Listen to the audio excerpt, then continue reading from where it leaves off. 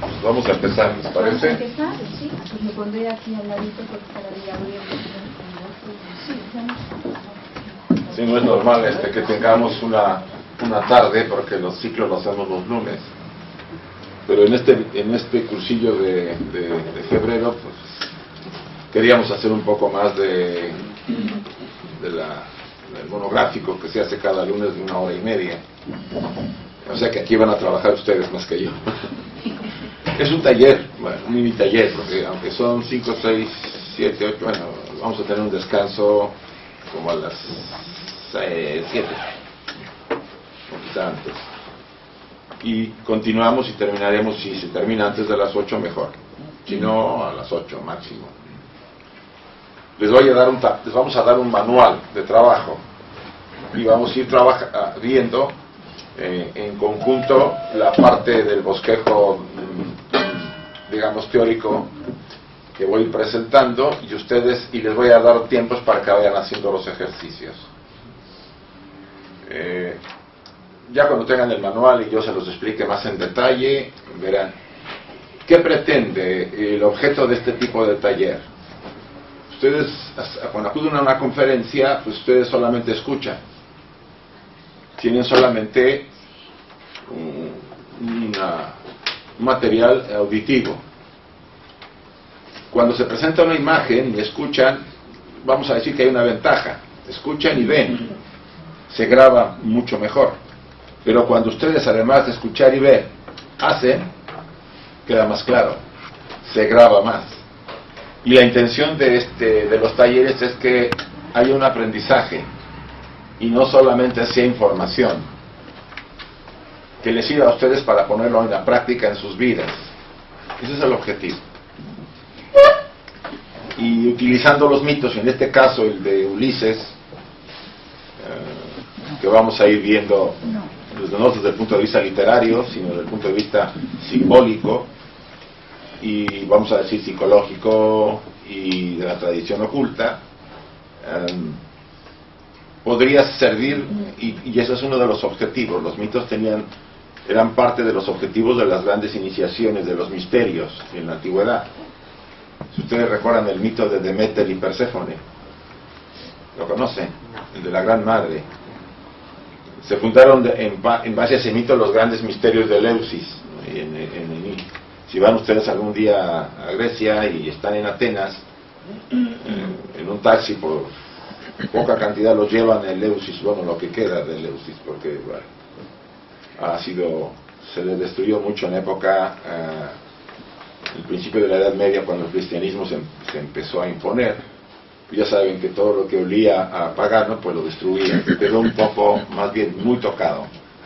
Pero todavía hay muchos vestigios del lugar y nos recuerda la importancia de esos misterios. Duraron 2000 años esos misterios, ¿no? O sea que tuvieron lo suyo. Y ahí en esos misterios fueron iniciados, pues, Platón, Sócrates, figuras que nos parecería inverosímil, pero es que los misterios tenían en su momento la gran importancia de ayudar al ser humano a transformarse. Es obvio que con el tiempo pues decayeron algunos. Ya saben que el ser humano y sus intereses pues tiende a,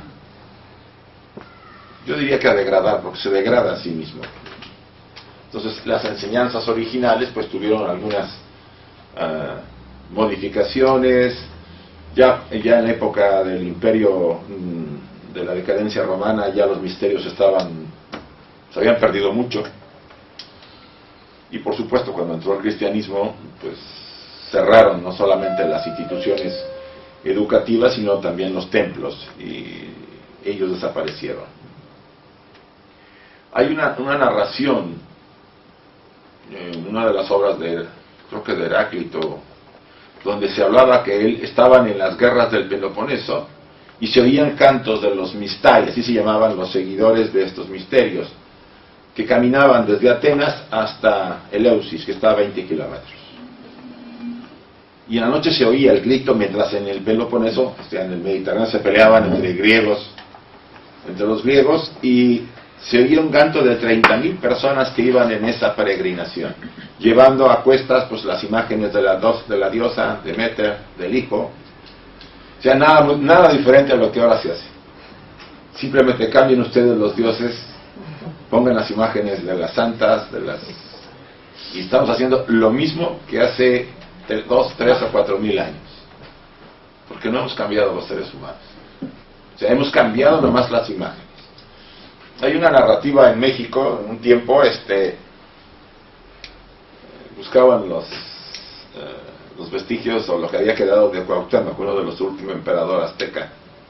Entonces había una famosa antropóloga y arqueóloga que lo buscaba y asumía que estaban en un templo, bajo una capilla. Ustedes saben que bajo las capillas estaban las pirámides, ¿no? Porque ahí se llegaba y se construía sobre la pirámide porque la gente no abandonaba sus creencias. La única manera de poder cambiarlos es pues construir donde ellos iban. Se llamaba ella Eulalia Guzmán, una famosa arqueóloga mexicana. Pero había ahí, era la capilla del santo niño de no sé qué, porque ahí los niños son los santos para todos lados, ¿sí? Y recuerda que la señora pues dijo, bueno, ya que estoy acá voy a limpiarla. Era una arqueóloga famosa, vamos a restaurar la imagen, estaba muy deteriorada. La empezaron a limpiar y cuando le quita la ropita era un ídolo azteca vestido de santo cristiano. Bueno, esas cosas pasan. Y lo mismo que pasa en Cuba, ¿no? Ya saben que a la santería la han envuelto con la cristiandad, ¿no? Poniéndole a los diferentes dioses de la tradición de la santería nombres de santas, ¿no? Y santos, ¿no? Ashu tiene un nombre determinado, que es uno de los dioses de la santería. Bueno, o sea, se han hecho sustituciones. Yo creo que desde ese punto de vista los seres humanos hacemos muchas tonterías. Pero la importancia de los mitos como el que vamos a ver ahora, y a mí me parece uno de los más interesantes, fíjense, fue escrito por Homero sobre 1800 a.C., más o menos. Sí, creo que sí. Y han pasado 3.800 años y sigue siendo una obra que se busca y se quiere leer. ¿Por qué? Porque tiene algo que atrae a las personas cuando se lee. O sea, comunica algo. No solamente es la historia de un hombre que pierde el rumbo después de salir de haber vencido a los troyanos, ¿no? En la guerra de Troya famosa, acuérdense. No me digan que no fueron a ver la película de Aquiles. Bueno, pues ahí se ve la guerra de Troya, ¿no? Digo, porque ya no digo que lean el libro, ahora hay que ver la película. Y cuando Ulises, que era el más avispado, el que construye el famoso caballo, ¿no? Era muy sagaz. Termina esa guerra, vencen a los troyanos, saquean Troya y se regresan los griegos. Y él regresa, si quiere regresar a Ítaca, donde él había salido, él era el rey de esa isla. Pero ahí empieza la obra de Homero que se llama La Odisea, que ha habido bastantes. Yo recuerdo una de las más viejas con Kirk Douglas, no sé si la vieron. Sí. Hay una de Kirk Douglas, bueno, ahora hay un montón y con no hemos empezado, con un poco de ciencia ficción, bueno, utilizando la tecnología, pues ahora se pueden hacer muchas cosas que antes no se podían hacer. Vale la pena que den una leída a la obra, un poco cansada para algunos, pero muy bonita. Y ahora hay muchas versiones y muy baratas. Porque si la ven como una historia no le van a encontrar los pies. O sea, la narración se supone que la hace Ulises y que Homero la toma y la transcribe. Porque no fue hecha en la época de Homero. Homero es 1800. Sí.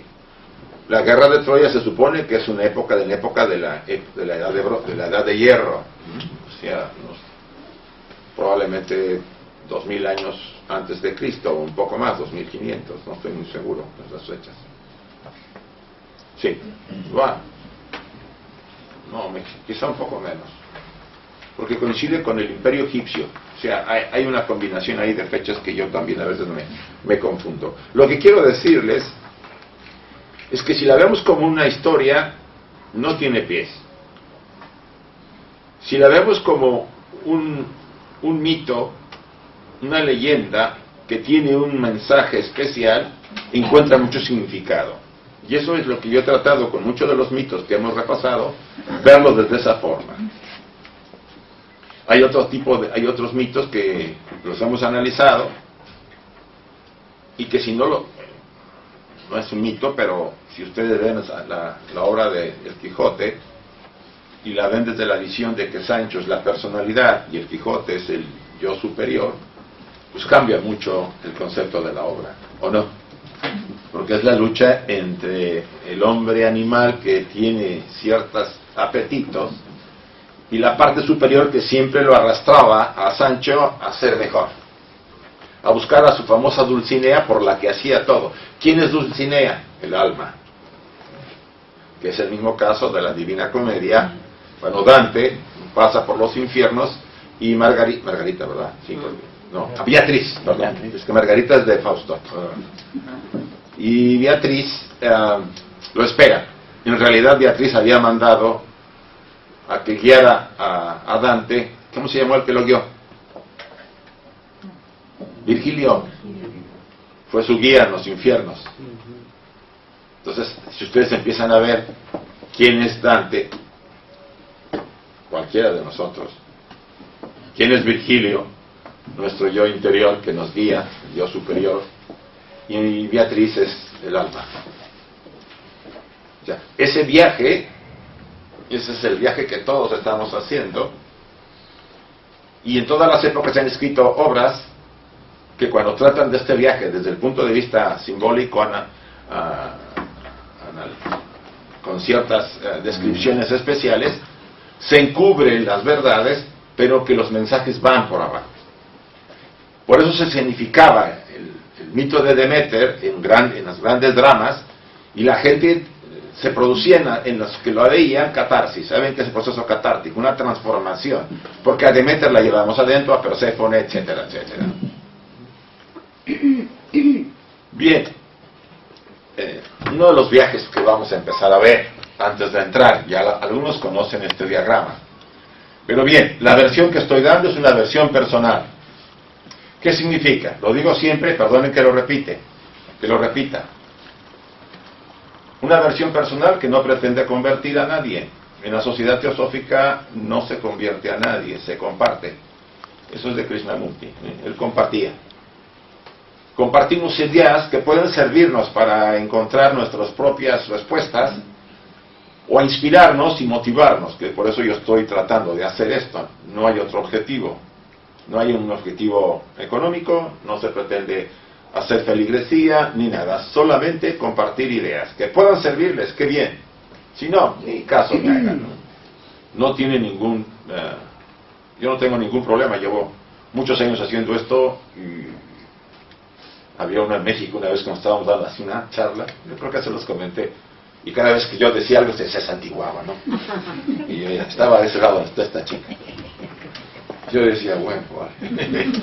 Ya llevaba media hora y ese señor seguía haciendo esto. Y yo, Dios mío, pues sí, me puse un poco nervioso. Al final yo dije, bueno, voy a decir, a ver, ¿qué pasó? Yo me paré a acercarme para hablar con él y salió corriendo. Digo, bueno, pensó que vio el demonio, yo creo. Bueno, la aclaración es esa, o sea, que lo que no les parezca, ni caso. No me va a pasar nada a mí ni a nadie. Ojalá lo puedan investigar los que no, lo que no encuadre en su marco de referencia. Recuerden, todos tenemos un marco de referencia. Lo que no encuadra lo rechazamos. Y ojalá ese marco les sirva. Se amplía un poco. Y ustedes, si no les parecen algunas ideas, investíguenlas por su cuenta. Ese es el objeto. Este diagrama me gusta empezar con él en algunos casos, porque nos habla de nuestro viaje personal, de acuerdo a la tradición oculta. Vayan ustedes al capítulo, al tomo número 1 de la doctrina secreta que escribió la señora Blavatsky. Y ella dice lo siguiente, voy a hacerlo muy general. En el origen, cuando acuérdense que dice el Génesis, ¿no? Antes que nada estaba la oscuridad, ¿no? Y el Espíritu de Dios flotaba sobre las aguas de la eternidad, algo así. La doctrina secreta dice en el absoluto, de aquella oscuridad original emergió una intensa energía, como la famosa teoría del Big Bang, e hizo una gran explosión. Y eran tres fuerzas: la fuerza generadora, la mantenedora y la destructora.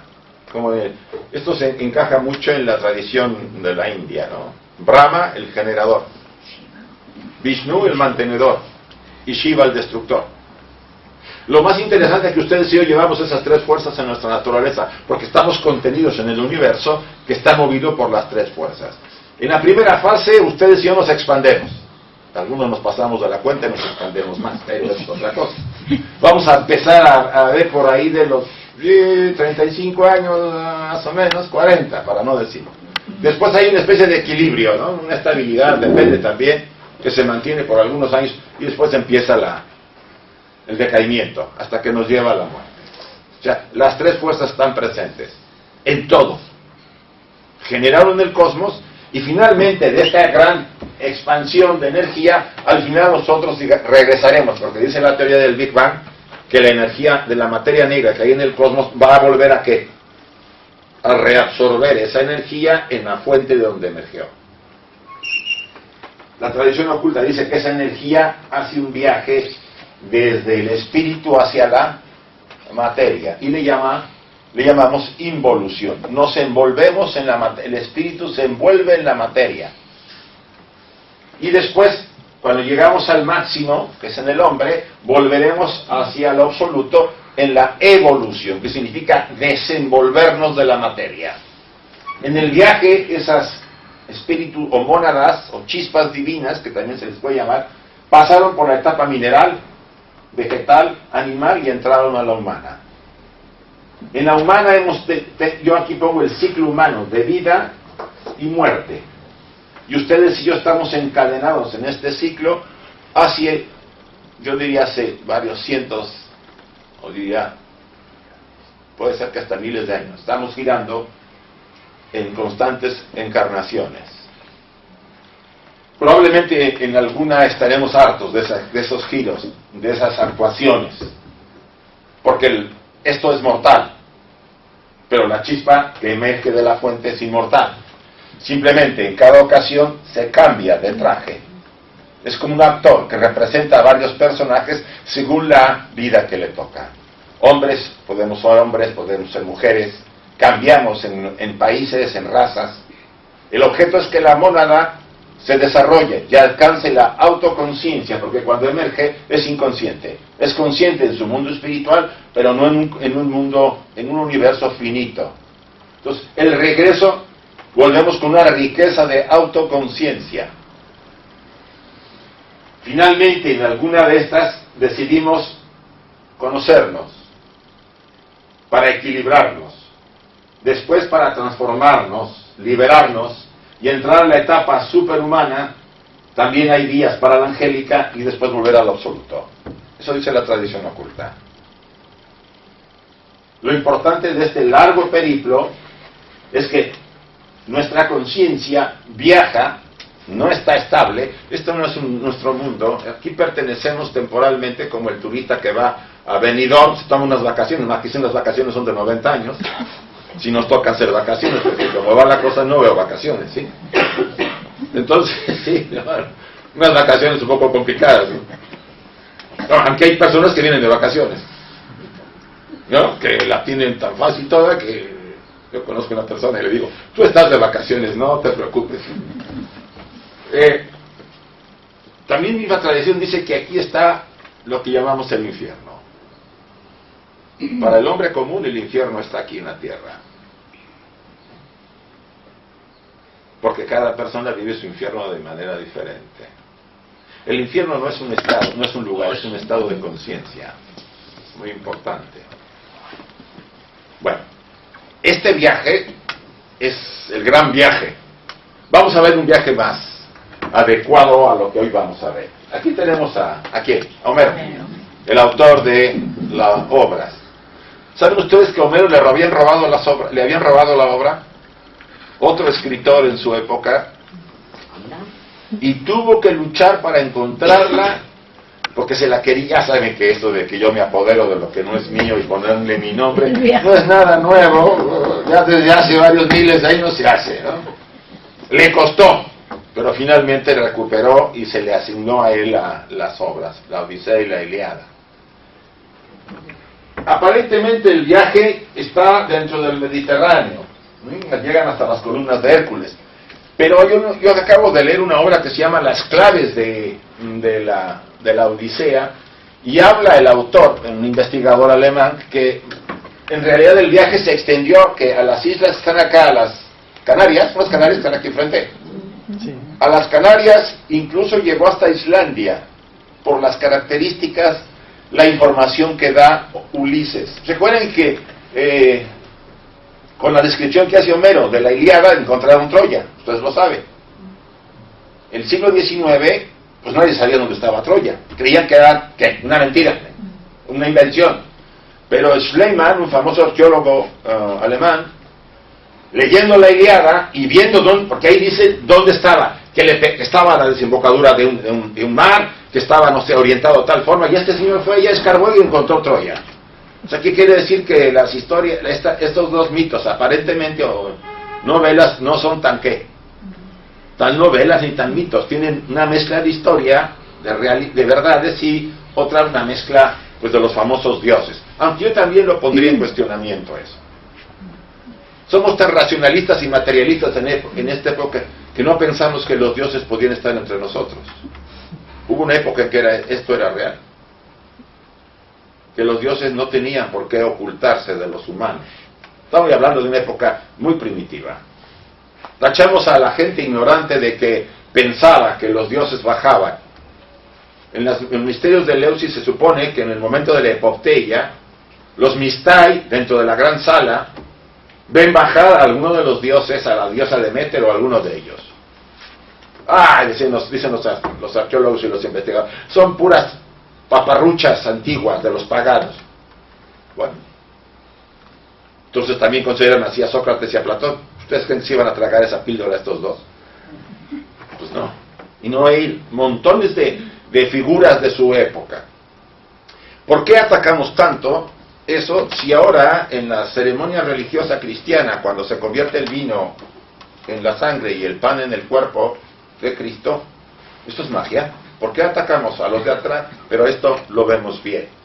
¿Sí? No nos hemos preguntado. Estamos hablando de transmutación, esto es magia. Parte de las formas de la magia que existía. O sea, hay una concepción un poco complicada en algunos elementos. Bien, este viaje puede ser, este es un modelo. Hay ahora mucha investigación, por lo menos de este autor, que a mí me parece muy interesante. Vamos a empezar. Bien. Tenemos dice, su destino es enfrentar monstruos de Ulises, peligros y tentaciones y distracciones de placer erótico. Pues sí, con Circe y con la ninfa Calipso, pues sí que tuvo buen rato. Los obstáculos son las consecuencias kármicas por las acciones perjudiciales y destructivas, no solamente de Ulises, que ese es el héroe, sino de cualquiera de nosotros. Ubíquense ustedes en el lugar de Ulises. Y vamos a ir en el manual, ustedes van a ir recorriendo las diferentes fases y van a ir, vamos a decir, respondiendo a ciertas preguntas que he tratado de hacer para que ustedes se ubiquen más o menos en ello. En realidad Ulises es la imagen simplemente del héroe humano que todos llevamos, y la heroína que lleva también la mujer. En ese sentido no me pongo a discutir la cuestión del género, porque sabemos que la mujer lleva un hombre interior que no fue, y el hombre lleva una mujer que no fue. ¿Sí? ¿Se acuerdan del ánima ánimos cuando vimos el tema de la integración? O sea, nos sentimos atraídos los hombres y las mujeres porque nuestras mujeres se ven proyectadas en quienes, en las mujeres que vemos exteriormente, y las mujeres, su hombre lo proyectan en el hombre exterior. Esa resolución que debía hacerse primero dentro de cada uno, la queremos hacer afuera, y es por ahí el gran conflicto que todos tenemos. Si nuestras mujeres y hombres están lastimados, lucharemos afuera con la otra parte, en los casos que ocurren. Hay casos que se ensamblan, ¿no?, que le llaman la media naranja, Pero eso es un caso porque la persona está equilibrada y la otra, pues yo busco a alguien equilibrado. Yo no voy a buscar a alguien que está desequilibrado si yo estoy internamente, ¿qué? Sano. Yo buscaré a alguien. Las personas buenas, agradables, ay, qué aburridos. Yo me voy a buscar a alguien que sea el peor del barrio, que sea así, que sea asado. Ese es bueno. Ese me atrae. Los demás, qué aburridos son. Digo, porque he oído así comentarios. Hasta que yo no sane, no buscaré, no me sentiré atraída o atraído por alguien que esté equilibrado. ¿Sí? Yo aquí les pongo estos monitos que hacía en una época, por cierto, que vienen en el material, para que ya lo vayan viendo. ¿En qué transita las etapas son rápidas? Ulises se embarca rumbo a Ítaca. Regresa de la guerra de Troya.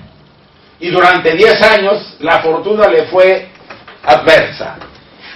Si ustedes analizan teóricamente dónde estaba Ítaca, bajo Sicilia, teóricamente por ahí suponen que estaba la isla, porque no la pueden ubicar también a la famosa isla, y ellos venían de Troya, que está ahí cerca de, eso sí saben bien que está ahí en lo que es ahora Turquía, y la entrada, ¿sí? al mar ese que está ahí arriba, no sé cómo se llama, bueno, pues estaba muy cerca, creo que a 9 días por el mar. En esa época todavía no tenían las velas cuadradas, usaban vela cuadrada, todavía no conocían la vela, se dejaban llevar por las corrientes marinas, entonces no había facilidad de moverla, ¿no? E iban muy lentos. Anduvo errante 10 años Ulises, cuando pudo haberlo hecho 9 días.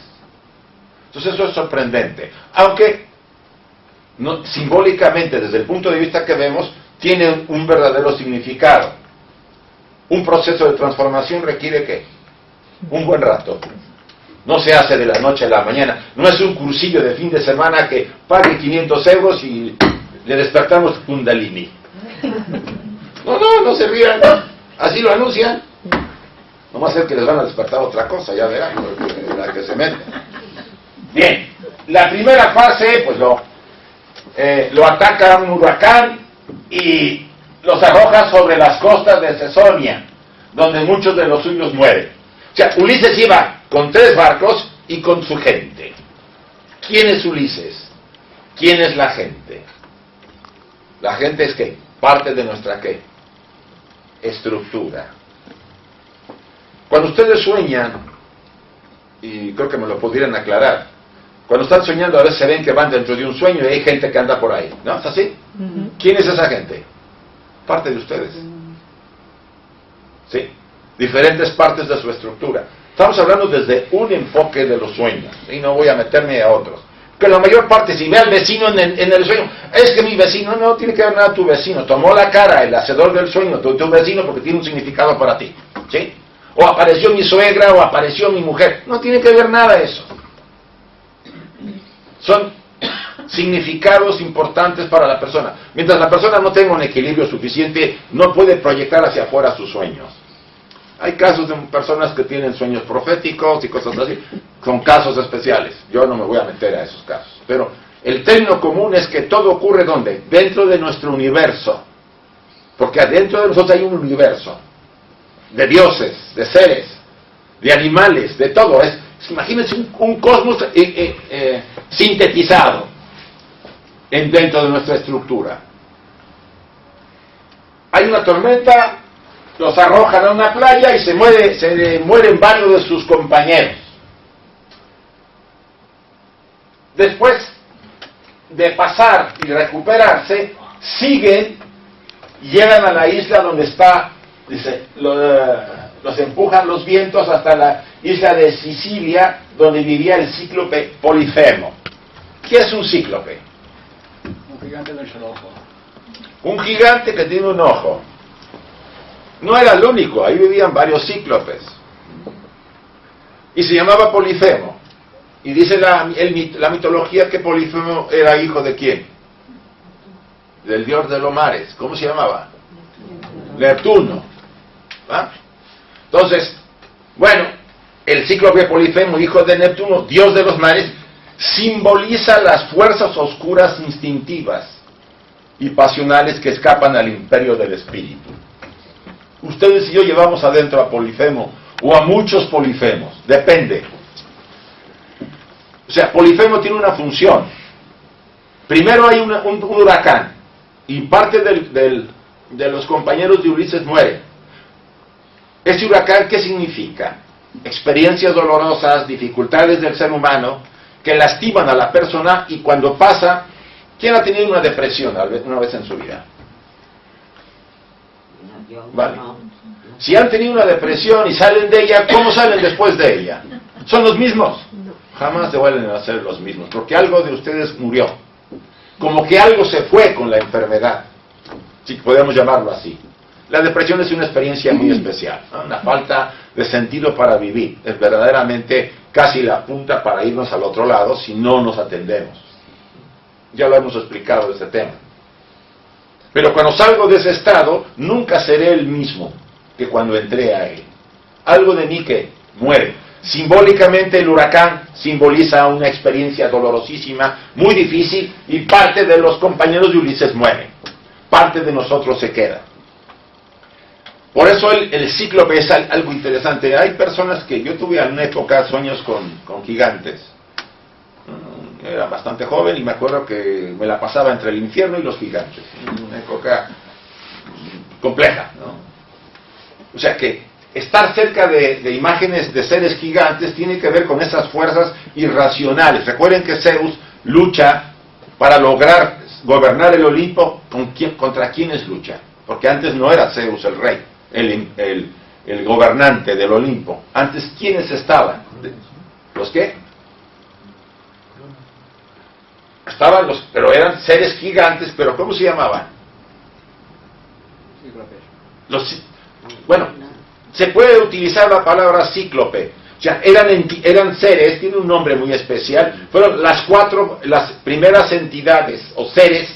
Estaba Cronos, el del tiempo, que se comía simbólicamente a los seres humanos o algo así, ¿no? A sus hijos, sí. Todas esas partes, hay una pintura de Goya sobre esto. Esas partes son las partes irracionales de la creación del orden. Zeus y sus hermanos, o la progenie de Zeus, porque recuerden que de Zeus salen los dioses Atenea sale de la cabeza y del cuerpo le empiezan a salir, ¿sí? Que significan las huestes creadoras, las que están generando y ordenando el mundo. Estamos hablando desde otras claves, ¿sí? Zeus es, como en el caso de la Cábala, el Adán Kadmon, el hombre divino, que es la estructura de las huestes creadoras. Entonces, ¿qué ocurre? Ellos vencen a estas fuerzas irracionales y ponen ¿qué? Orden en el mundo. Teóricamente empieza realmente una evolución, un desarrollo no solamente de la naturaleza, sino de la humanidad. Por eso a Zeus se le considera el demiurgo. El demiurgo es el creador. Vamos a decir, el que pone orden. No hay en este concepto, pudiéramos decirlo así, creadores. Hay emanadores. Todo emana. No hay creación, hay emanación. Incluso en la formación del hombre. Pero bien. Llegan ellos a buscar a la isla, pues de comer, porque estaban todos averiados. Y encuentran la caverna de Polifemo vacía, no estaba él, pero estaba llena de ¿qué? De cabras y de quesos, porque pues Polifemo con la leche de las cabras hacía sus quesos. Se meten pues, a alimentarse, y cuando llega Polifemo, pues cierra con una puerta, con una roca muy grande la caverna y se mete, y se los empieza a comer. Pues se asustan mucho todos los compañeros de Ulises, y se enfrenta. Bueno, Ulises era, ya sabes, muy taimado. Y antes de que siguiera, se come a varios de sus compañeros y se va, cierra otra vez la puerta y se va para traer alguna cosa, el cíclope, y ellos preparan con vid que había ahí un vino. Cuando llegue Polifemo le ofrecen el vino antes de que se los coma. Digo, tómatelo antes para que saborees. Y a Polifemo le gusta mucho el vino y se emborracha y se queda tirado. Y con una caña larga que le sacan punta, le clavan en el ojo a Polifemo la estaca, y pues ya sabe, Polifemo se pone ahí a tirar para acá y para allá buscándolos para matarlos, porque ya no los puede ver. Ellos se salen, escapándose entre las cabras, agarrándose de las cabras, porque él revisaba quién salía, se escapan. Y aquí estamos ya, cuando han regresado a su nave, Polifemo les tira rocas, o los... y le dice primero Polifemo a Ulises, ¿cómo te llamas? Y Ulises, nadie. Te llamas nadie. Muy perfecto, ¿no? Bueno, ya cuando va escapando y Polifemo le llama a sus hermanos, los otros cíclopes, que lo ayuden, y dicen, ¿quién te hizo eso? Nadie. Ulises sabía manejar la situación, ¿no? Les lanza rocas, varios de sus compañeros son víctimas del cíclope, lo que significa que nadie puede enfrentar estas fuerzas sin sacrificar parte de su naturaleza. Es muy importante. ¿Cuáles son esas fuerzas? Y las van a ver en el manual. ¿Se han enojado ustedes alguna vez a tal grado que han perdido el control? Y que han dicho cosas y quizá hecho cosas que no se podrían haber imaginado. ¿Sí o sí? No, porque digo que no. Yo me acuerdo que a los 5 años le decía a mi mamá, maldita sea el día que nací, estaba yo. Me decía mi madre, pareces el demonio. Decía cuando yo estaba más mayor, parecías el demonio encarnado. Bueno, tenía yo 5 años, porque no me habían dado lo que quería. Ya saben que los leo. Bueno, ese es un aspecto que irracional, nos controla, ¿sí? Nos domina, nos posee. Y cuando lo enfrentamos nunca estamos libres de ¿qué? De no ser que parte de nuestra naturaleza que quede herida, lastimada. Bien, logran escapar. Pero aquí hay un problema. La manifestación de los dioses por cólera y castigos divinos. El dios Neptuno, padre de Polifemo, desea vengar la ceguera que le ha causado a su hijo Ulises. Pues se enoja. Y Neptuno dice, yo te juro que tú no llegas a tu casa, pero ni... O sea, lo maldice. Ahora, Ulises tenía el apoyo de ¿quién? De Atenea. Todo el tiempo la apoya Atenea, ¿se acuerdan? Y es muy interesante porque hay formas literarias en la obra que dice Atenea la de los ojos claros, constantemente dice Homero. O sea, tiene ciertas formas muy bonitas que se ve que eran en uso en aquella época. Y esta diosa está cuidando a Ulises contra la cólera de Neptuno, que hará que la barca no llegue a Ítaca y estará vagando durante 10 años. Ahora, los dioses por cólera y castigos divinos. ¿A qué le llamamos los dioses ahora en la psicología moderna? Ya lo hemos dicho. Se llaman ¿qué? Arquetipos. Son los arquetipos que están en nosotros y modelan nuestras vidas. Los arquetipos tienen más influencia de lo que ustedes se imaginan. Y sobre todo intervienen en momentos muy importantes. Caso en el hombre de su mujer interior, caso de la mujer, su ánimo, su hombre interior. Son los arquetipos. ¿O qué? Cuando ustedes se enamoran porque quieren la personalidad. ¿Quién determina que se enamoran de alguien o no? ¿Su personalidad o el alma? No me digan que tienen... de ese me voy a enamorar y de esa no. No me cuente. Si da como enfermedad o no. Te agarra y no sabe. Yo digo una vez una chica en Madrid, no es mi tipo, a mí no me gustan las delgaditas. No es mi tipo. Y caí como enfermo, y más como uno es mayor, cae uno muy feo. Ay, si no se me quita esa caída, ¿no? De veras, y cuando se rompió la relación, me dice mi socio, parecías que estabas, me llamaba Isaac. ¿Qué? Un año me duró. Qué feo. Bueno, pues me tocó. Lo que quiero decir que uno no tiene control sobre el enamoramiento. ¿Tienen control sobre el enamoramiento? ¿Quién se ha enamorado? Levanta la mano. ¿Todos? Quien no se ha enamorado, lamento decirles que se han perdido de algo, aunque sea tórrido. Bueno, si te corresponden es el cielo en la tierra, pero si no te corresponde, es un dolor que no te lo puedes quitar ni de día ni de noche. Todo el tiempo está ahí lacerándote el corazón duro y duro. Bueno, pues así es. Eso es una proyección del arquetipo y te posee, es una posesión arquetípica el enamoramiento, si lo explicamos con términos técnicos psicológicos, ¿no? Lo interesante de esto es que esos dioses están en nosotros y determinan muchas cosas, aunque ustedes no se den cuenta. Probablemente con las personas que más nos hemos relacionado en la vida tengan que ver ellos y haya una influencia. También podríamos arguir el tema de, ¿se acuerdan que Sócrates escuchaba a su daimón? Si han leído la obra de Sócrates, sabían que Sócrates era guiado por un daimón, no un demonio, por favor. Un daimón es una especie de ángel de la guarda, o el yo superior, como le quieran llamar. Una voz interior que lo guiaba. No todos la escuchan. Y los psicóticos la escuchan, pero de una manera muy diferente. ¿Sí? Es posible un arquetipo, una forma determinante. Por estaba yo leyendo algo un poco sobre la vida de Hitler. Hay un autor que se llama James Hillman, se llama La sanación del alma. Es una obra muy interesante. Él habla de que el caso de Hitler era un caso especial.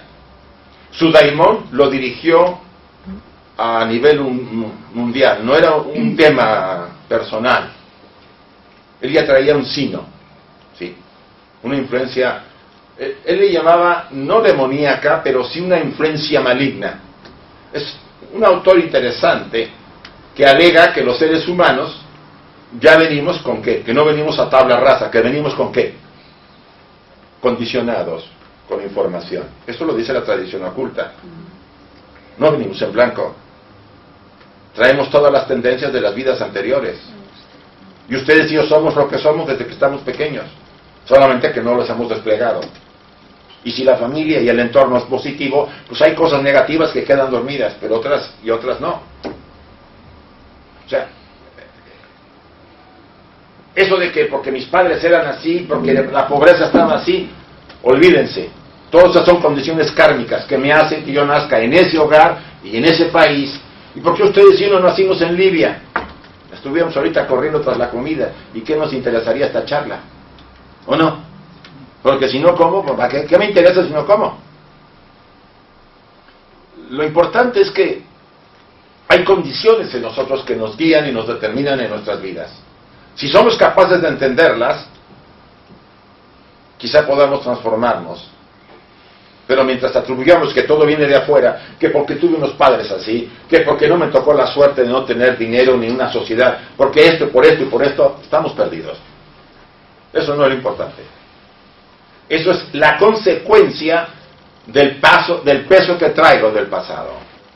Y que estoy tocando, y que me ha tocado vivirlo y experimentarlo. Sigue su camino, por supuesto, y arriba las islas eólicas. Eolo, el rey de las islas, le dio odres con vientos. Eolo dice, sí, te voy a ayudar. Atenea me pidió que te ayudara, ¿vale? Y le da unas odres llenas de viento. ¿Para qué? Que cuando, ya saben, se lleva el viento en el Mediterráneo, parece una piscina. ¿Nunca han visto el Mediterráneo sin viento? Parece una piscina. Yo he estado ahí por playa de Daro, alguna vez, ¿no? Y ahí sentado viendo el agua, y digo, se pasa una piscina. Nos bañamos, ¿no? No se mueve nada. Entonces dice, cuando lo necesitan las aves. Pero teníamos compañeros muy especiales. Y supusieron los compañeros de Ulises que había tesoros ahí. Porque Ulises le dice, que nadie los toque y que nadie los abra. Díganle a ustedes a una parte inmadura de nosotros mismos. No hagas esto. ¿Qué hacemos? Lo primero, digo, a ver qué hay ahí. No se acuerdan cuando teníamos 5 o 6 años. No hagas esto. ¿Qué hacíamos? Pero primero es hacerlo. Yo me acuerdo con el fuego. Yo era muy medio pirómano a los 4 o 5 años. Y hasta que un día estaba ahí, había una chimenea en mi casa, y dije, me acerqué, me atraía, ¿no? Y meto la mano, y cuando me volví pirómano, ahí se quedó lo pirómano, se me quitó. Era necesario. Y después tuve una quemada con pólvora, porque también jugaba mucho con pólvora. Sí, con yo era pirómano, pero a mí no se me ocurría tocar el fuego, nada tanto. No, sí, porque me atraía, era una atracción, ¿eh? Sí, a los que tenemos así esas tendencias, pude haber estado incendiando ciudades antes, ahora no así. No se sabe. pudimos haber sido desde campesinos, taberneros, verdugos, no saben que son Napoleones y Napoleones, aquí no funciona eso. Somos gente del pueblo. Hicimos de las nuestras. Si no, pidan por qué están pasándola a veces muy difícil. ¿Por qué creen que les toca a veces bailar? No digo con la negra porque no queda. ¿Por qué? Porque ese peso del pasado nos cobra. Ustedes y yo estamos viviendo un destino y nos cobra. Bien. Estas cosas deberían haberse usado para el momento adecuado, pero los compañeros de viaje desearon ver lo que contenía, las abren y vuélvate, otra vez se vuelve a ir la barca hacia ciertos confines al fondo del Mediterráneo y no puede llegar ahí. O sea, ¿quién estaba originando este tema? Ya no era el dios Neptuno, ¿era qué? Nosotros mismos, con nuestras tonterías, como cuando pensamos en algo y se nos sale la chaveta, ¿no? Y se nos ocurre hacer cierta cosa y nos olvidamos que los dictados de nuestro corazón dicen otra cosa.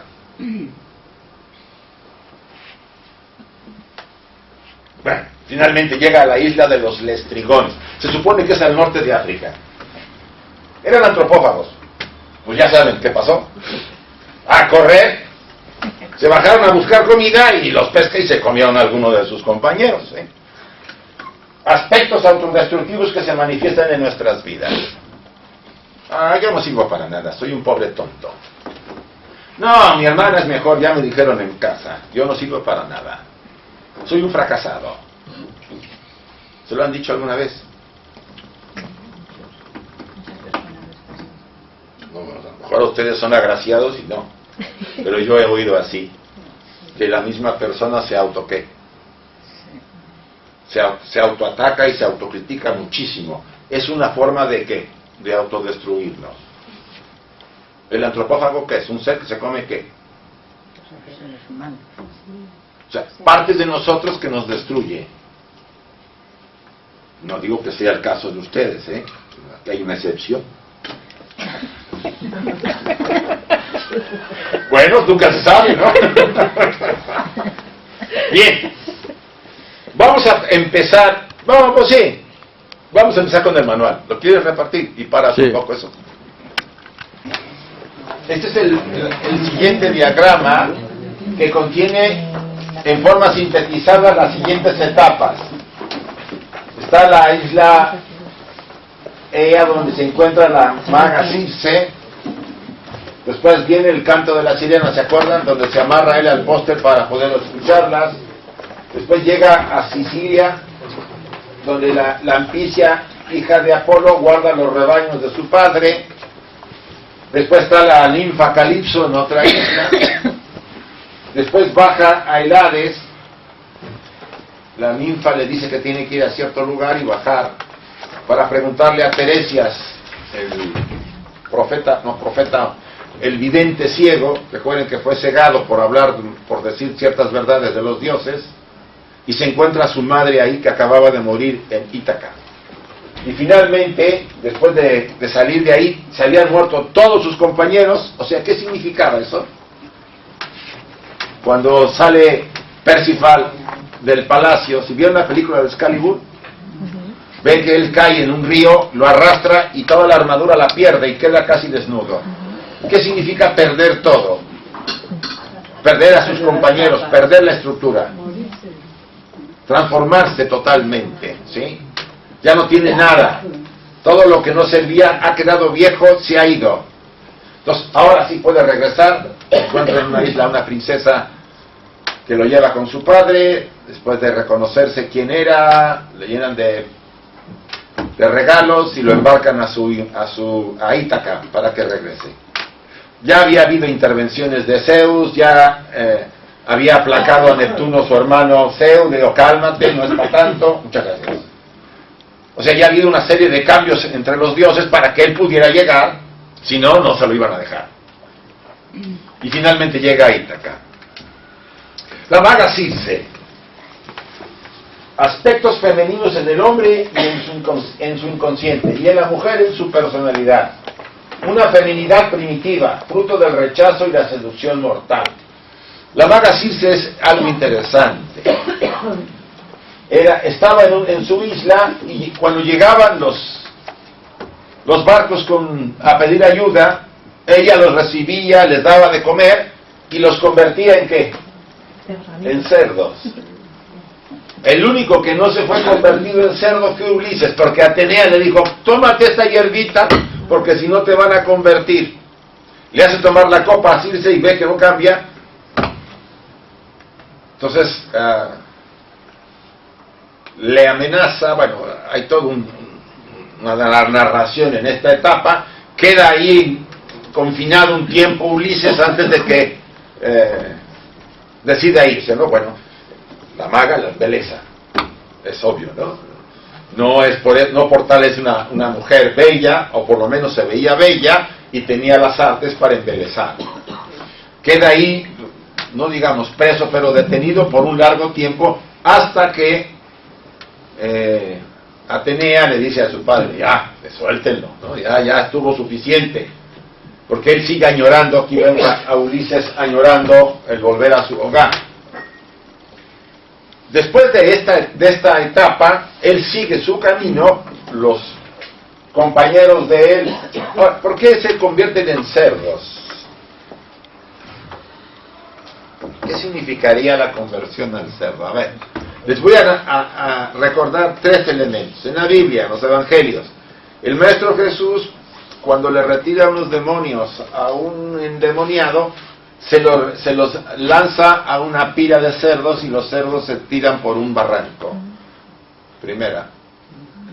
En los ritos de Eleusis, en los ritos menores, en Atenas, los mistai, o los que iban a iniciarse, buscaban en la primera ceremonia un lechoncito. Se metían al río ilesos con el lechón, se bañaban con él y llegaban a la ceremonia. Y en la ceremonia, ¿qué?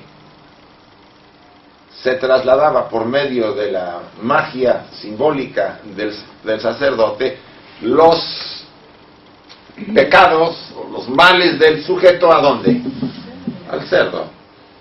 Y después el cerdo se sacrificaba. ¿Qué significa estos símbolos? El de Jesús y este.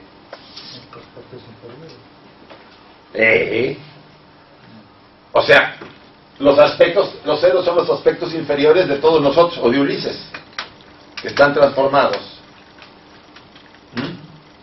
O sea, volvemos a repetir, los compañeros de Ulises son parte de sus estructuras inmaduras, muy bajas, llenas de debilidades, etcétera, que la maga, de alguna manera, puede hacer ver a Ulises su verdadera naturaleza. Ustedes y yo podemos convivir a veces con debilidades.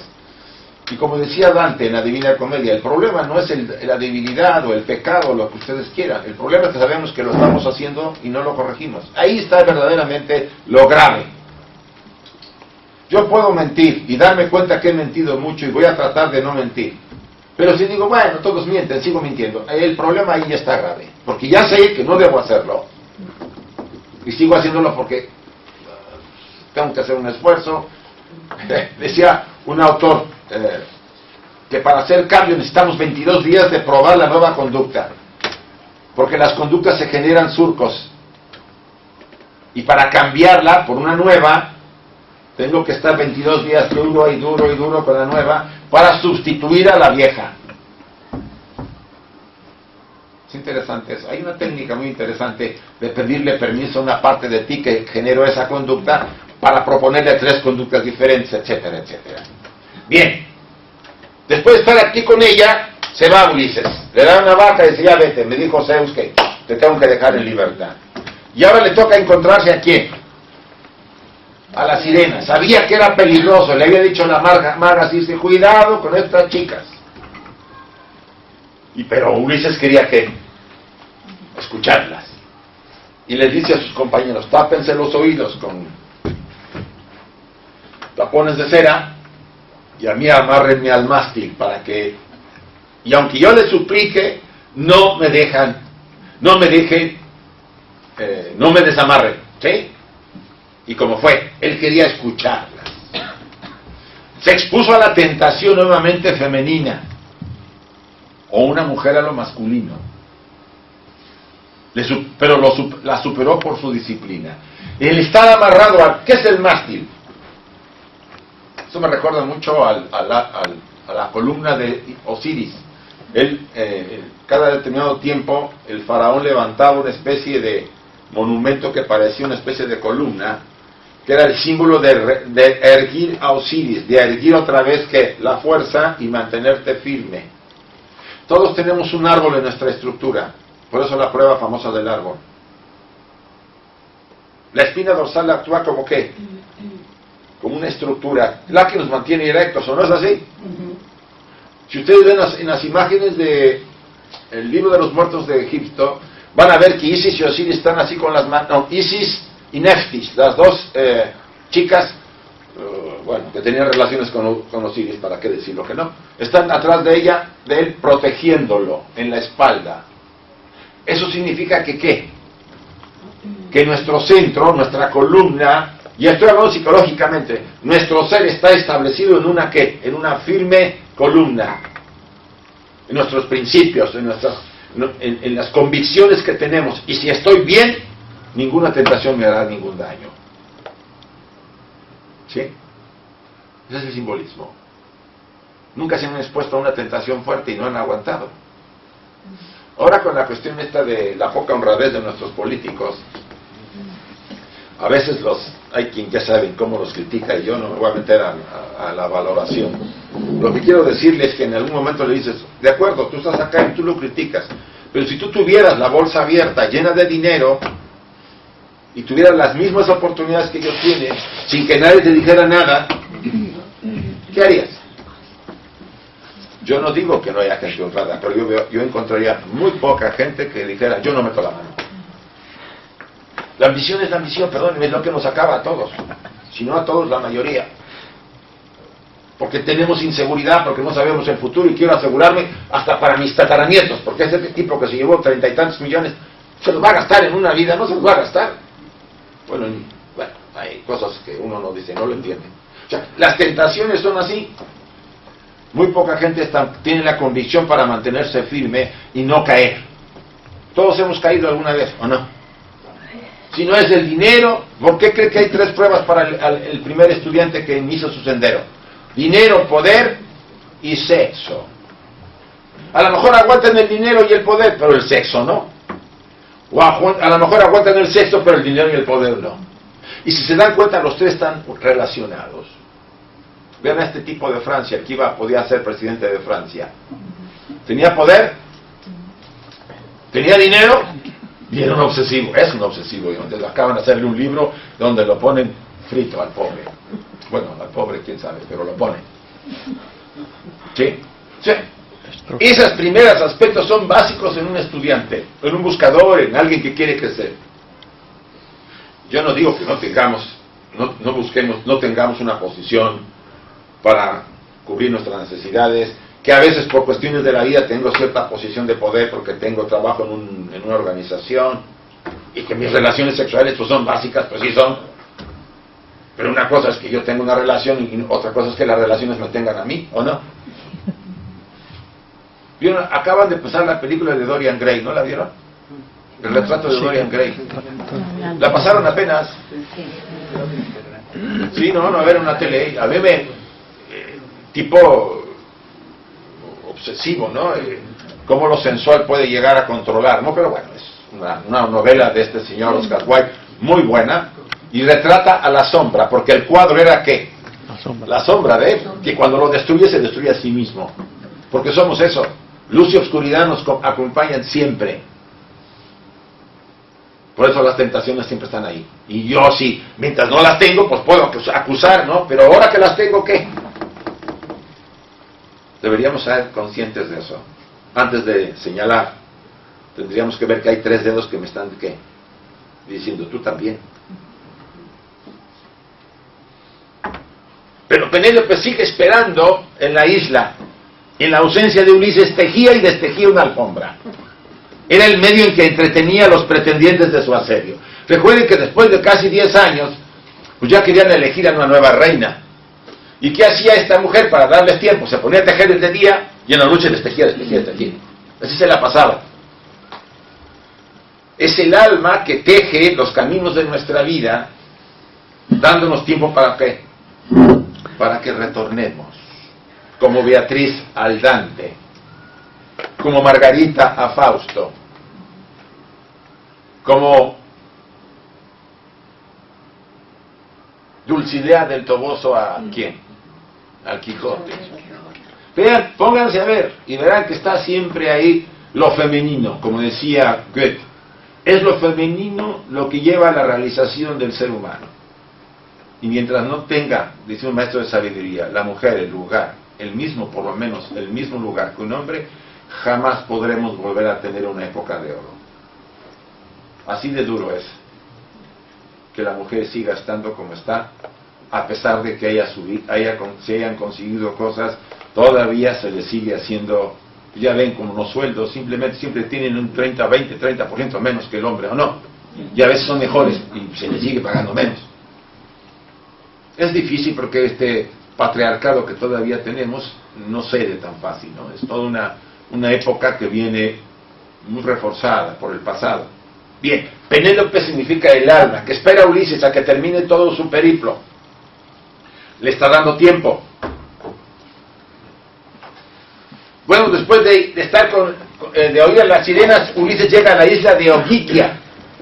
En esta isla reinaba la ninfa Calipso. Aquí es donde cayó frito. Pasó varios años en ella, en esa morada mágica, porque se enamora, teóricamente, ella hace lo posible para que se enamore, y ella se enamora de Ulises. Pero con el tiempo y el recuerdo de Penélope la despierta del sueño, y ayudado por Atenea, porque le dijo otra vez porque el hermanito de Zeus estaba duro y duro, no lo dejes, que se quede, que no regrese a su casa, me mató a mi hijo, y Zeus de repente pues le hacía caso a su hermano y decía, ahora se queda ahí. Pero es interesante, dos mujeres retienen a Ulises, y las dos lo embelezan. ¿No les llama la atención? Mujeres embelezadoras. Nunca han sido embelezados. ¿Qué es embelezar? No me refiero a enamorarse, cuidado. Vamos a usar la palabra fascinados. Hay mujeres que fascinan. De veras. Yo una vez vi una chica hace años, solamente con caminar decía, madre mía, ojalá no la conozca nunca. Nomás de ver cómo caminaba, decía, no puede ser que tenga algo que te atrae tan fuerte. ¿Sí? Es que hay mujeres que lo tienen. Quizás también los hombres, supongo. Sí. Es como un halo especial. Hombres y mujeres lo tienen. Y se nace con eso. Eso no se desarrolla. Ayer pasaba la biografía de Sofía Loren. No sé si la vieron. Sí, yo vi un poco. ¿Qué artista? Perdónenme, puede ser que tengan o no gustos hacia ella. Excepcional. Marcó una época. Y en su época, si ustedes la ven, no solamente era bella, tenía algo que atraía. Hablo como hombre, ¿sí? Por eso el pobre de Sica cayó, pero chiflando en la loma. Fue el que se casó con ella, creo que le doblaba la edad. Pero pues así, fue el que la hizo artista y la llevó a ganar un Oscar. Hizo una película que se llama Dos mujeres, de unas mujeres violadas por unos soldados marroquíes. Pero interpretó tan bien que le dieron el Oscar. Y a Sica se le debe que él la dirigió. Hizo otras un montón de películas muy buenas. Y ahora pues se conserva bien a pesar de los años. La verdad. No sé si la vieron alguna vez con Mastroianni. Qué buena pareja hacía con ese cuate. Bien. Entonces, hay hombres y mujeres que embelezan, ¿o no? Si yo me topé uno a los 17 años con una. Vale, pues todos. Sí, no. Decía un amigo mío que a veces nos embeleza nuestra media naranja. Eso todavía es medio mítico. Yo a veces, más que mítico, un poquito utópico, ¿no? Que exista la otra parte que nos corresponde a los hombres y a las mujeres. Porque se dice que en el momento que se separan los sexos, ¿se acuerdan? O sea, los hombres éramos andróginos, que no tenía chiste en la vida, ¿no? Pero bueno. Con la misma... Hay una película que se llama Enemigo Mío, no sé si la vieron. Un humano cae en guerra con otro planeta y cae en un planeta extraño, y del otro planeta cae ahí junto con él, nomás que él era andrógino. O sea que en determinado momento en la vida de repente se empezaba a hinchar y pácatelas, nacía un chico, ¿no? Es muy interesante porque a uno le cuesta trabajo. Yo me acuerdo que yo me sentía raro ver cómo un hombre, entre comillas parecía un hombre, se ponía de repente, se hinchaba y nacía un niño, ¿no? Lo más interesante de la película es que al final muere y nace un niño y él lo lleva a su planeta, etcétera. Muy bonita película, se llama Enemigo Mío. O sea, dice la tradición oculta que en el origen éramos ¿qué? Andróginos. Por eso la mujer tiene clítoris, que puede ser un pene, y un hombre tiene ¿qué? La vagina, que es la famosa cosa que nos da en la torre algunos. ¿Cómo se llama? ¿Cuál es el problema del hombre? La próstata. ¿Sí? Una vagina no desarrollada. O sea, los dos tenemos el sistema. Y hasta el tercer mes del embarazo el feto no dice nada. No es ni hombre ni mujer. Y de repente hay una orden genética mujer. Entonces todas las partes masculinas se retraen y se afirma lo femenino. Pero lo masculino queda guardado en el inconsciente de la mujer. Igual que en el hombre. O sea, también podemos decir que el enamoramiento o la búsqueda de la relación es que un recuperar esa parte, simbólicamente, ¿no? Pero hay una fascinación. Pasa varios años enamorada mágica. Finalmente hay un recuerdo, o sea, pero a pesar de todo, que ustedes y yo nos... Porque no solamente nos puede fascinar una mujer o un hombre, nos fascina también cosas, ¿o no? Una actividad que nos hayamos entregado a ella y que nos haya no solamente desviado, sino retenido un tiempo antes de cumplir con nuestro destino. Asumimos que hay un destino o un libre albedrío. A ver, quiero saber. ¿Qué piensan? ¿Libre albedrío o destino? Las dos cosas. Las dos cosas, sí. Más destino que libre albedrío. Y quizá libre albedrío así. Aunque no se la crea. Casi todo está determinado. Es que tengo libertad para tomar decisión. Estás condicionado, chico. Ya vas a tomar la decisión así porque lo traes condicionado. Tenemos que despertar para ser libres. Mientras no despertemos, seguimos el programa anterior, de la vida anterior, con otros agregados de otras vidas que sobraban. Por eso ustedes y yo tenemos esta gran oportunidad. Porque cuando nos vayamos, el que viene tendrá todo lo que nosotros hicimos a favor y lo que no hicimos en contra, porque lo tendrá que hacer él, más otros agregados. Y quizá una de las cosas que vale la pena es dejarle una herencia lo mejor que se pueda, ¿o no? Lo ideal sería que nos realizáramos. Entonces sí nos acordaríamos quiénes somos. Pero entonces no hay realización, no hay recuerdo. ¿Sí? Solamente la realización nos permite. Es la conexión con el yo superior, el puente famoso, Antakarana. Porque la personalidad está como alejada de la parte divina, lo eterno. Cuando muere la personalidad, se retrae todo hacia lo superior, pero el recuerdo no llega porque no se trabajó para que llegara. Y la idea es que llegue. ¿Cómo? Trabajando en vida, creando eso. ¿Cómo? ¿Se acuerdan cuando vimos lo del Grial? ¿Cómo se llena la copa del Grial? Con nuestras decisiones, ¿sí? No es necesario que seamos sabios, ni que sepamos mucho. Cierto conocimiento es necesario, sí. Ni necesitamos tener mucho dinero, ni una posición ni especial. No, seres humanos normales. Lo que necesitamos es vigilar nuestras decisiones, qué intenciones hay y cómo vivimos. Eso llena el Grial y nuestros sueños. Realizar nuestros sueños.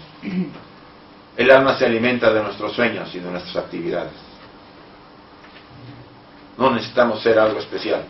Cada quien puede despertar y no sabe lo que tiene atrás. Quizá está a punto de hacerlo y por mediocridad lo posponemos mucho tiempo, como Ulises se perdió, o como Percival, o como los apóstoles cuando les decía Jesús, no se duerman, y lo primero que hacían era dormirse. Tenemos que estar despiertos.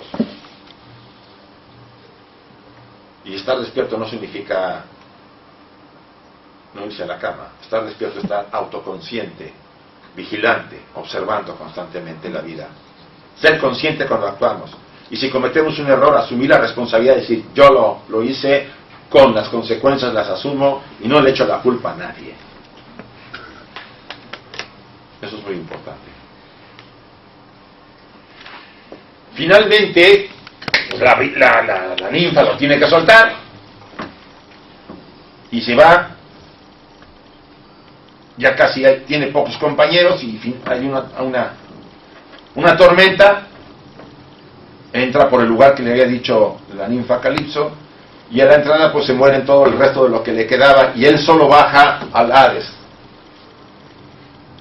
Le dice la ninfa, lleva no sé si un animalillo, sí, para que cuando lleva sangre, tenía que matar y mostrar sangre a las almas, porque se le acercan, y todas querían ¿qué? Sangre. Dice, cuando sacrifiques al animal, no los dejes que se acerquen, para que Teresia se acerque y te revele cómo puedes regresar a Ítaca. ¿Qué significa la sangre? ¿Qué significa el infierno? O el Hades, porque no es el infierno. Hades es como el purgatorio cristiano o el astral del ocultismo.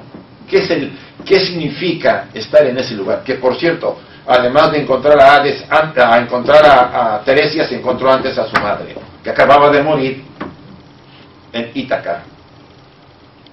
Tema de la madre, fíjense, Calipso, Circe, la madre, las sirenas que son femeninas, el mar que es femenino, el inconsciente. Todo habla de qué? De lo femenino. Cuando Fausto cae a los infiernos, se lo lleva a Mefistófeles, las madres lo salvan. El tema de las madres, el poder que tiene. Entonces, inconsciente emocional en diversas profundidades, el plano astral, el mundo onírico. Si ustedes analizan la literatura de este santo, San Juan de la Cruz, ¿sí? Él van a encontrar una obra que describe lo de la negra noche del alma, ¿no es así? ¿Qué es la negra noche del alma? ¿Un estado de qué? Es como el infierno. Un estado, yo diría que una depresión endógena, si habláramos en terminología psicológica. Un vacío existencial, una soledad que no nos las podemos imaginar, que solamente las almas que se han forjado las van a aguantar. Por eso necesitamos estar muy bien para un proceso de transformación. Para aguantar eso. Pueden aguantar 10 años de presiones psíquicas sin volverse locos. Podría, de día y de noche. Solamente la aguanta ¿qué? Un alma que tiene fuerza. Si no, no es tan fácil la autorrealización. Ahora, también depende del sapo. Hay autorrealizaciones para sapitos y para zapotes, que todos tienen derecho a autorrealizarse. Pero si esa alma que está trabajando para autorrealizarse no tiene tanto problema pasado, sobre todo el karma no es tan fuerte, pues puede llegar a tener cierto estado de iluminación. Pero si es un alma de esas indomables que viene haciendo un viaje hace mucho tiempo y trae una carga inmensa, la va a ver negra. Pero así como la vea, alcanzará niveles de autoconciencia muy especiales. No hay manera de evitar esto. Hace rato lo hablábamos. Para poder ascender, primero tenemos que ¿qué? Descender. Y casi siempre descender a nuestros infiernos. A sus infiernos personales, que los hay. A esta oscuridad del Hades. A ver todos los fantasmas que tenemos ahí de miedo. Por eso también le dice la pruebita. ¿Qué fantasmas tienen? Tienen el miedo, ¿verdad? Seguro, casi todos tenemos miedo, ¿o no? ¿Quién ha tenido pesadillas? ¿Todos? La característica de la pesadilla es miedo, ¿o no? Y nos las manda nuestro querido amigo la sombra, que se especializa en eso. Así, es su poder. Así nos mantiene controlados. Bien. Sale de ahí y es arrastrado por las corrientes y llega a una isla. Aquí me estoy saltando, mejor me quedo acá. Y ahí es donde le encuentra la princesa, que no me acuerdo si su nombre porque hay tantos nombres. Iba a bañarse al mar y se encuentra ahí lleno de fango y de hierbas. Primero lo ven y les da miedo, pero ya bañadito lo ven guapito, ¿no? Estas princesitas. Y ya lo llevan al palacio. Y ahí pues ya entre sollozos y les cuenta Ulises lo que le ha pasado. El rey lo reconoce como uno de los héroes de Troya, porque eso era una epopeya muy, muy grande, y lo regresan a Ítaca con honores y tesoros. Llega a Ítaca y se esconde, porque sabe que andan por ahí los famosos, que ya le dijo a Atenea, cuidado, no te presentes así al palacio, te van a matar. Entonces se esconde y Atenea lo hace verse como un mendigo. ¿Qué significa verse como un mendigo? Cuando José y María llegan al hostal y no los recibe el hostalero y los manda al pesebre, ¿qué significa? El pesebre, ¿qué significa? Que la persona tiene que... El hostal es la mente, llena de gente, de pensamientos, de cosas, como ahorita van a ver. Pero esta persona ya había desarrollado humildad. El pesebre significa humildad en el ser humano. Cosa que no se puede presumir. La humildad no se dice, se es. Y ahí sí puede nacer el niño. Y en este caso es muy parecido. Él llega como un mendigo. Después de haber pasado todo ese tránsito de dolor, está transformado. Ser mendigo significa ser auténtico, ser él, directo, sincero, auténtico. Bueno, está disfrazado, no lo reconoce nadie porque sabemos que Ulises era el rey. Y así se acerca a los famosos pretendientes, que ya no quiero hacerle mucho por si no va a dar tiempo de terminar. El mendigo y el palacio donde los pretendientes asediaban a Penélope se pone de acuerdo con su hijo Telímaco, no, ¿cómo se llamaba su hijito? Telémaco, ya se me estaba olvidando, que ya estaban también informado, cierran el palacio, les hacen una cerrada a los, le decimos en México, una camita a los pretendientes y se los escabecha a todos. Como decimos, les hace chicharrón. Mata a bueno, se salvan dos, que los perdonan, porque no eran tan involucrados en el tema. Acuérdense que los pretendientes habían acabado la comida y todo del palacio durante años. Sí, mientras tejía Penélope, estos se acabaron todo. Mata casi a todos, excepto esos dos, y se reúne, pues, finalmente. ¿Qué son los pretendientes? Pensamientos e impulsos intrusos, depredadores que usurpan la conciencia. Que es también el caso de Jesús cuando llega José y María al hostal. No puede estar, no hay lugar en el hostal, está lleno de pensamientos la persona, aunque ella es humilde, por eso pueden hacer.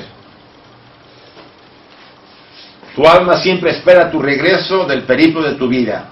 Ella te acompaña siempre, pero no puede vivir por ti. Ella se alimenta de tus sueños y vivencias. Tomen su cuestionario, por favor, su manual.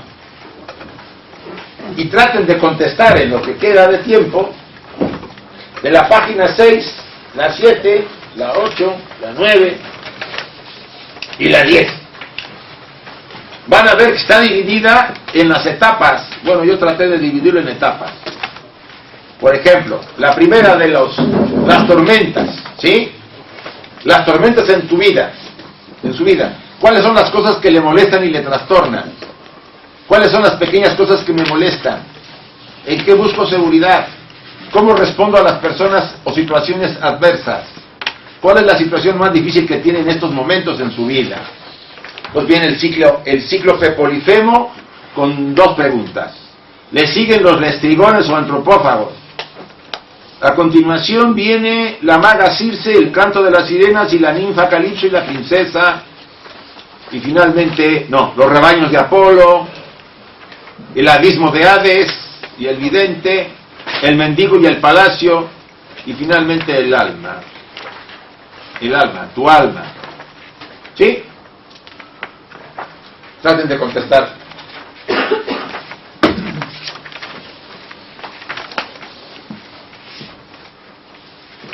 Saben que cuando se contestan ciertas cosas que no tenemos internas, esto no lo va a ver, ya no lo voy a poner a discutir con nadie porque ya no hay tiempo. Entonces traten de ser lo más sinceros y no metan mano en esto.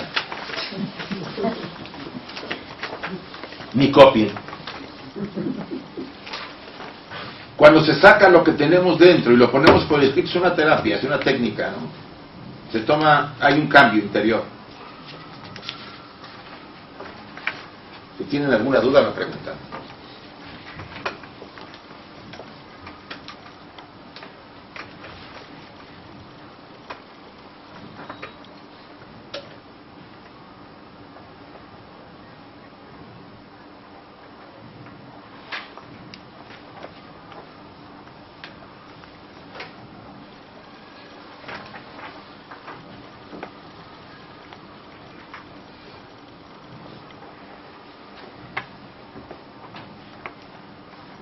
Y si les parece que son demasiadas por el tiempo que nos falta, unos 20 minutos, pues pueden seguir haciéndolo en casa, no se preocupen.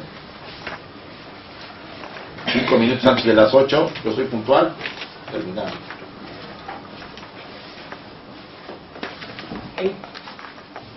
Sí. Al hilo de esto, que me ha parecido interesante, yo el otro día, como técnica de prevención, mirábamos lo que es el burnout, estar quemado. El bar, sí. Me gusta esto porque es una forma de contestar sin ser un cuestionario muy psicológico, muy subjetivo. Sí. Este me está gustando. Es sencillo.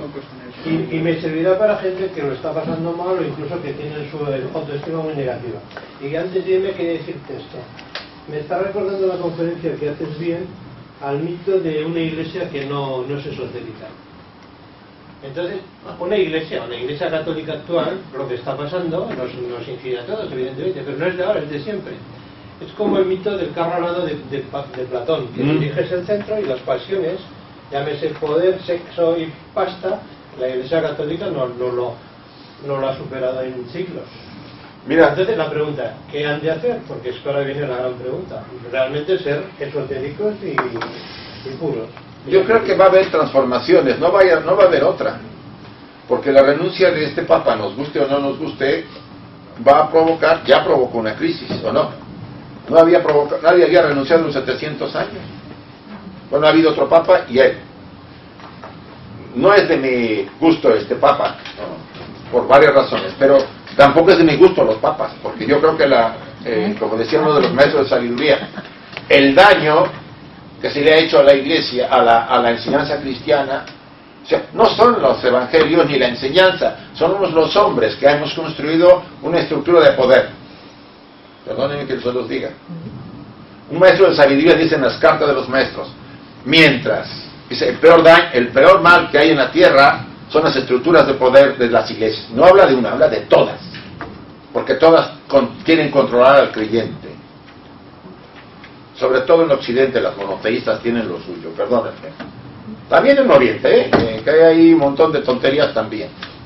Lo que pasa es que somos muy creídos los seres humanos y no lo vemos, y te las aseguro que con todo lo que está pasando la gente sigue encerrada. ¿A qué es el Espíritu Santo el que nombra al Papa? Perdónenme que se los diga, pero ahí yo no veo más que la voluntad de un grupo, porque saben que, dice la revista, hay grupos de poder, como en los Estados Unidos, que hay grupos que influyen. Y el pobre Papa, si lo queremos llamar así, se tuvo que salir, ¿por qué? Porque Bertone y su grupo, pácatelas para afuera. No pudo con él. Es muy fuerte esos grupos de poder. Si le costó la vida a otro, yo no había dicho el Papa antes de que me den mi cicuta, me voy. Bueno, se sabe que el tecito que le dieron al anterior, no a este anterior, sino al otro. Pero con esa edad ya no debe importar que lo maten, ¿no? Con esa edad que tiene, Pues no sí, creo no que, importará, no pero creo que debe ser. Y si es recto, dirá, antes defiendo la verdad que... Lo que pasa es que le falta fuerza, él lo dice, ya no tiene la Yo fuerza. creo que la manera de que haya mejoras es esta, yéndose, También. que uno más joven pueda... Ahora, ¿quién va a ser asignado? Ya ves que antes de salir destituyó al de Irlanda, porque era pedrastra. Claro. Lo acusaron. Destituir a un cardenal no son simplezas, ¿eh? Y hay otros dos, el de Estados Unidos y el de Canadá. O sea que hay que hacer una limpieza. Es un tema complejo, ¿eh? Yo estoy de acuerdo contigo. Y pueden usar el material para lo que lo quieran. Es para eso, ¿sí? Mientras ustedes ayudan a la gente, úsenlo. Todo el material que se da acá es para eso, ¿eh? David, cuando me dicen algo, mira, es para eso. Si está en internet todo, no se busca ningún beneficio material, solo un beneficio de servir a otros, ¿sí? Si ustedes ayudan, ya con esto está dado el pago. Si se ayudan a sí mismos, pues ya está. Bueno, terminen, estoy hablando demasiado. Sí. Yo no entiendo el simbolismo de la madre. Ah.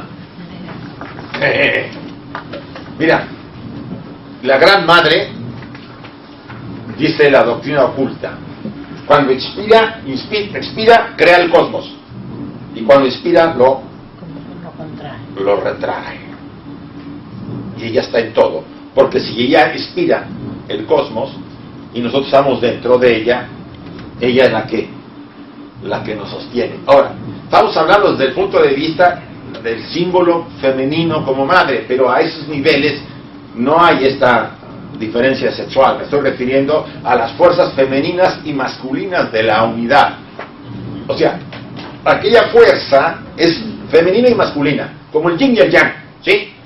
Pero no desde el punto de vista de la definición sexual, sino de fuerzas que se complementan unas a otras. Y al final las dos son ¿qué? Una. Por eso cuando la madre expele el cosmos, ella es la generadora del universo, porque es la que sostiene en la naturaleza toda la vida. La naturaleza también es femenina. Recuerden que el grial es femenino porque siempre contiene. Aquello que ella permite que se expanda es lo no ser, el espíritu, que viene de otro estado de conciencia, pero ella la permite, por eso le da la materia al cosmos para hacernos. Estamos construidos de ella. Somos la madre. Y se manifiesta en todos los niveles de conciencia. Espero que te haya contestado. Por eso la madre en las familias tiene tanto poder, más que el padre. Aunque seamos patriarcados, la madre tiene lo suyo. Más bien, tiene mucho. Más bien tiene mucho. No, bueno. Y ahorita les explico este diagrama y el siguiente para terminar. Nomás que todavía faltan unos 10 minutos tenemos para acabar de contestarles. Si tienen dudas me preguntan. ¿El encontrar el grial es encontrar la alquimia personal? Sí, vas por ahí bien. En realidad todo el juego es interior.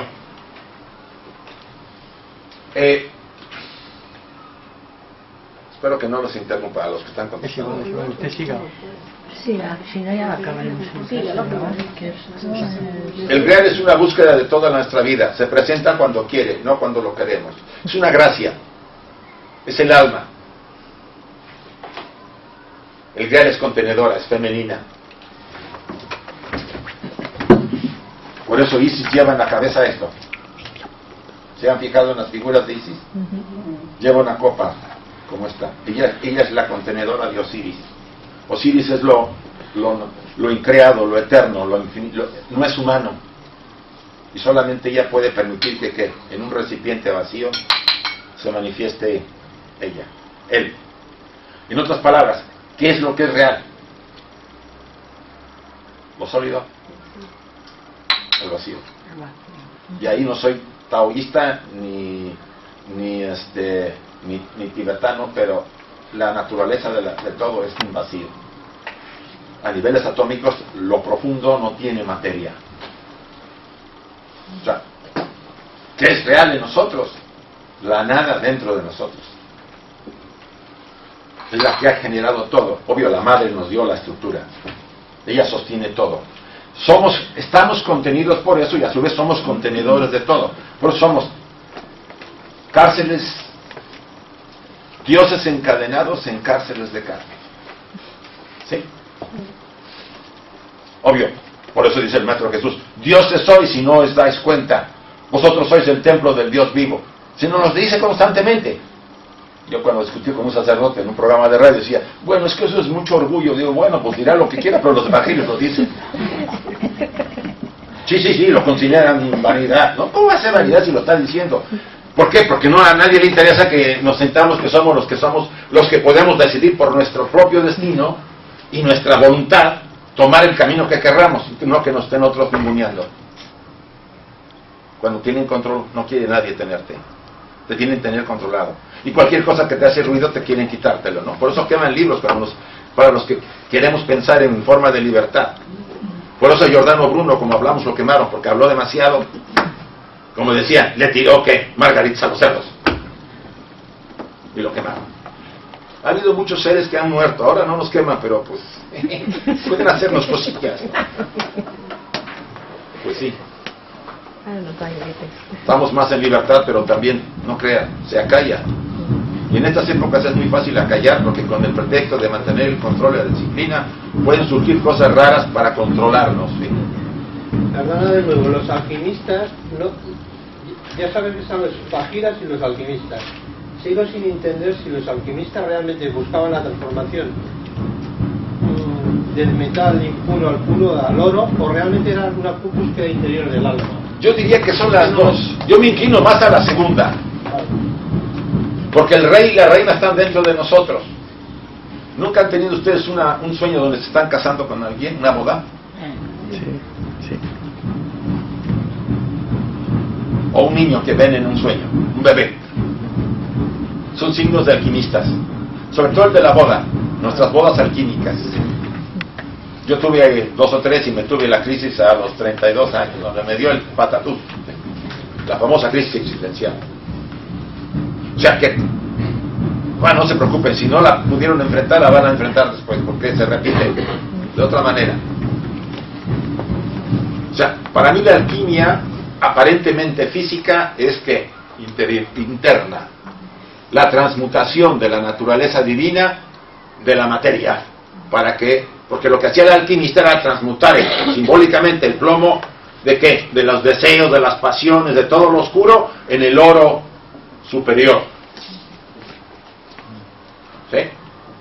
Felipe II tenía sus alquimistas, por más que los perseguía la Inquisición, por otro lado los protegía, porque él quería que le convirtieran el plomo en oro. Que no lo logró casi nunca. Dicen que una vez nomás la plata, pero que duraba horas y regresaba al plomo. Entonces decían, páguenle a los ejércitos y ya que se arreglen ellos. Pues una anécdota que te cuentan ahí cuando visitas el Escorial. Hay un libro sobre alquimia. Bueno, la historia que en una de las torres tenía Felipe II alquimistas tratando de convertirle el plomo en oro. ¿Y el bebé? El bebé es el potencial. En la alquimia hay un símbolo de un bebé. Y ya estás transformado. Ha habido una regeneración. Ha habido es que hay un nigredo, la noche oscura, un blanquero, un rubrero. Son las etapas por las que va pasando la transformación del alma humana. Y el niño es el potencial con que vienes. Vienes renovado, eres un nuevo ser. El proceso alquímico es una transformación. Y viene de Egipto. Ya dimos un tema, no tiene mucho más, ¿se acuerdan? Hemos tocado varias veces el tema de la alquimia. O sea, si te aparece un bebé aquí en el sueño... Es potencial, posibilidades de desarrollo, como un bebé tiene cuando viene, es un potencial tuyo. Obvio, hay que también ver a la persona un poco, porque casi todos tienen una clave personal. Eso de los libros de sueños hay un buen diccionario que yo les recomiendo. Diccionario de símbolos, de Herder, buenísimo, es el mejor para mí que he encontrado. Pero no se encuentra. Sí, lo venden en la casa del libro. Pues yo preguntaba, me han dicho. Yo tengo ahorita uno que me acaban de regalar. El diccionario de símbolos, son 2 franceses. Y es de Herder, con H. Rojo. Buenísimo. Es lo mejor que yo conozco. Ningún diccionario se le acerca. Yo tengo varios, Símbele, porque, por ejemplo, les pone serpiente. Y les pone serpiente de acuerdo a todas las culturas. Y al enfoque psicológico. Y esto, entonces se hacen un criterio diferente. ¿Sí? Y no es que le digan serpiente es esto. Pues eso no sirve. ¿No? Vale la pena tenerlos. Por eso, sí. Y vale, yo creo que 50 euros, una cosa así. Pero vale la pena. Para el que quiera. Sí, mira, estaba agotado. O sea, mejor, espérate. Pero, ¿me pediste? Te pide. ¿Me No. pediste? A la casa del libro me lo acaban de regalar el año pasado, en mi cumpleaños. Y es que lo dijo usted un día en un cursillo. Y entonces lo miré. Claro, preguntaría yo. Bueno, chicos, les explico ya al final, terminamos en casa.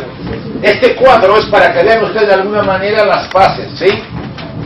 Bueno, lo elucubré yo un poco. Aquí está Ulises y Penélope. De aquí van las diferentes fases que hemos visto. En esta aquí se maneja lo femenino, los rebaños de Apolo, con algunas explicaciones al margen. Y finalmente es la estructura de nuestra conciencia. Ulises es la parte de la personalidad, digámoslo así, y el viaje es interior. Y aquí está el espíritu, el sí mismo, el Atman. Penélope es el alma, Telémaco es el ego. Acuérdense que Telémaco es hijo de Ulises. Y es heroico también, pero está renovado. Es lo mejor de Ulises. Como Horus es Osiris, pero renovado. ¿Sí? Ustedes y yo somos esa divinidad interior que está mostrándose en el mundo material. Somos una copia, no muy buena, pero somos al final una copia. Entre mejor nos desarrollemos, más pareceremos a ella. Y cuando estemos en el momento adecuado, nos uniremos a ella. Entonces se vuelve la persona inmortal. No porque el cuerpo físico se mantenga, sino que no pierde la conciencia de quién fue. Ustedes morirán, despertarán del otro lado, sabrán quiénes son y nunca olvidarán quiénes son. Y volverán y sabrán quiénes son, aunque usen un cuerpo nuevo. Esa es la inmortalidad del que desarrolla, del que llega a la iluminación. Obvio, no lo dicen a nadie y guardan silencio, porque eso no se comunica. O sea que no es cuestión de publicidad. Y puede haber seres que nos rodean, que no sabemos ni qué, nomás nos hace sentir mucha paz, que saben quiénes son y que han vuelto para ayudarnos. Eso le llaman bodhisattvas, los salvadores del mundo. Y ese es el trabajo que hacemos en la Sociedad Teosófica, tratando los estudiantes que quieren, por cierto, porque hay varias vías. Chicos, vamos a terminar, ¿les parece? Son casi las 8, no quiero. Bueno,